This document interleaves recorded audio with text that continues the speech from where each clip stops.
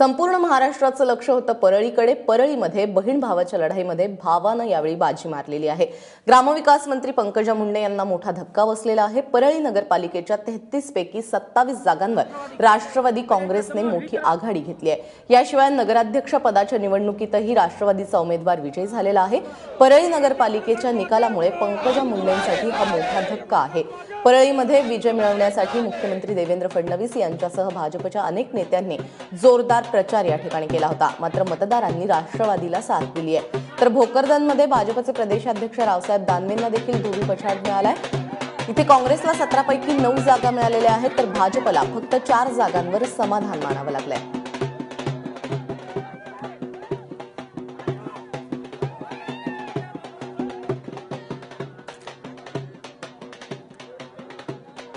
धनशक्ती पुढे जनशक्तीचा विजय झाला असं म्हणत धनंजय मुंडेंनी पंकजा मुंडेंवर टीका केली आहे। नेमका हा विजय कोणाचा आणि पराभव कोणाचा?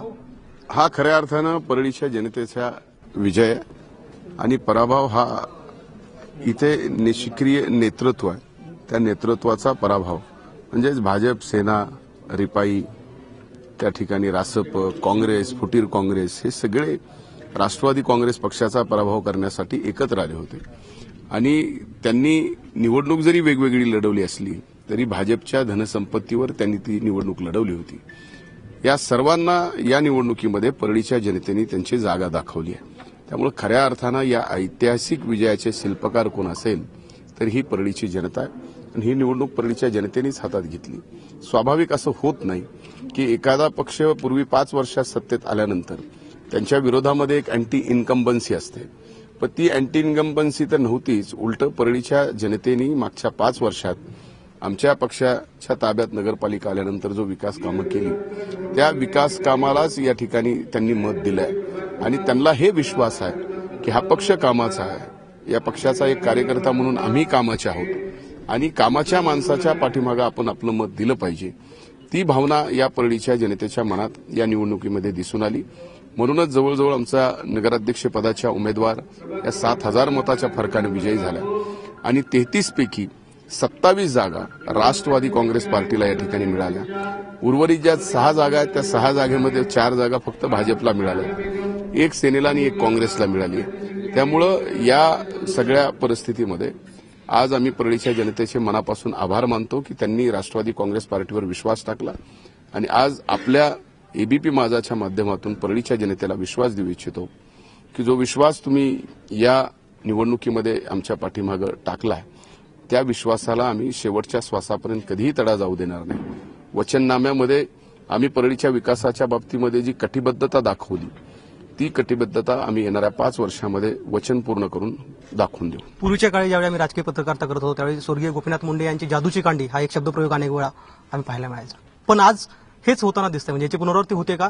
कारण भाजपचा एक निष्ठावान कार्यकर्ता जो काही दिवसाखाली तुमच्याकडे येतो आणि नगराध्यक्ष पदाची निवडणूक लढवतो आणि काही हजारांनी निवडून येतो। एक लक्षात घेतलं पाहिजे की ही स्वर्गीय मुंडे साहेबांच्या सोबतची सोन्यासारखी माणसं आज जे मुंडे साहेबांचा वारसा चालवत आहेत त्यांना सांभाळती आली नाही आणि अशा सोन्यासारख्या माणसाची नाराजी होणं साहेब गेल्यानंतर हे खरंच त्या नेतृत्वाचं अपयश आहे आणि त्या अपयश पावला पावलाला जाणवत आहे। आणि हे अपयश कधी दिसतंय? ज्यावेळेस तुम्ही राज्याच्या आणि देशाच्या सत्तेत आहात। या राज्यातलं सर्वात मोठं पद आज मंत्रिमंडळाचं तुमच्याकडे आहे। गल्लीपासून दिल्लीपर्यंतची सगळी सत्ता तुमच्याकडे मागच्या काळामध्ये दिली आणि ती सत्ता असताना सुद्धा तुम्हाला माणसं सांभाळता येत नाहीत। त्यावेळेस ते नेतृत्व करायला तयार नाही किंवा नेतृत्व करू शकत नाही हे या ठिकाणी स्पष्ट होतं।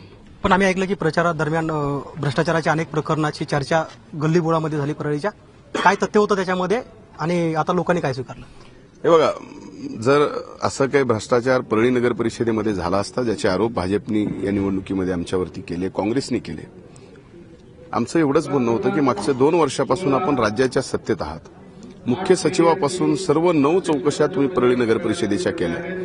त्या 9 चौकशामध्ये 5 पैशाची सुद्धा अफरातफर नगरपालिकेमध्ये झालेली नाही हे स्पष्ट असताना तुम्ही खोटे आरोप करताय हे या ठिकाणी परळीच्या जनतेने त्यांना मतातून दाखवून दिलं आहे।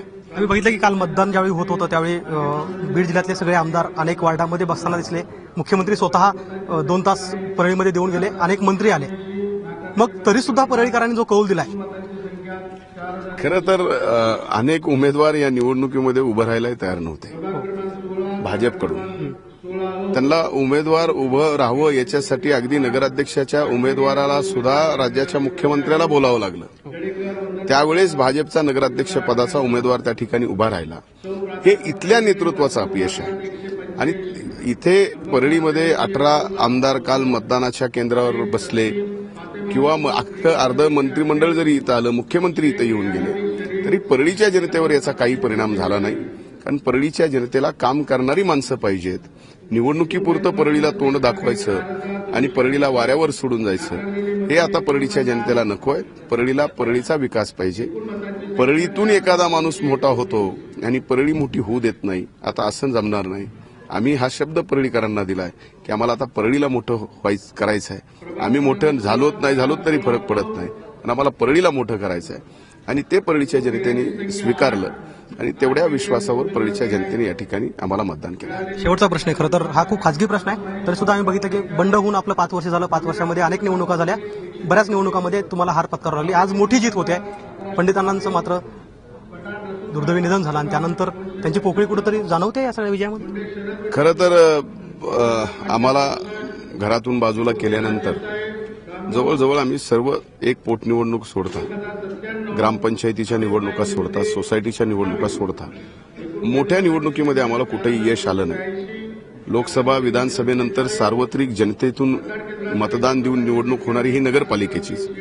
आणि या नगरपालिकेच्या निवडणुकीत जे ऐतिहासिक विजय या ठिकाणी आम्हाला परळीच्या जनतेने दिला ते पाहिला आज अण्णा असते तर नक्कीच अण्णाला या ठिकाणी फार आनंद झाला असता. शेवटी अण्णांच्या मनात ही खंत राहून गेली की आपल्याला वेगळं केल्यानंतर जनतेतून आपल्याला फार मोठा विजय मिळत नाही आणि ती एक त्यांच्या मनातली खंत होती. आज ते नाही आहेत, पण वरतून नक्कीच आम्हाला आशीर्वाद त्या ठिकाणी हे देत आहेत. आणि त्यांची जी मनातली खंत होती ती आज आम्ही ते नसताना भरून काढली. पण फार मोठा सगळ्यांनाच आनंद झाला असता जर आज अण्णा हा विजय पाहिला असता तर. निश्चितच एकूणच धनंजय मुंडे यांनी आज काही जो विजय परळीमध्ये मिळवलाय तो निश्चितच मोठा आहे. याहीपेक्षा बीडच्या राजकारणाचं समीकरण बदलणार आहे. गोविंद शेळके, एबीपी माझा, परळी.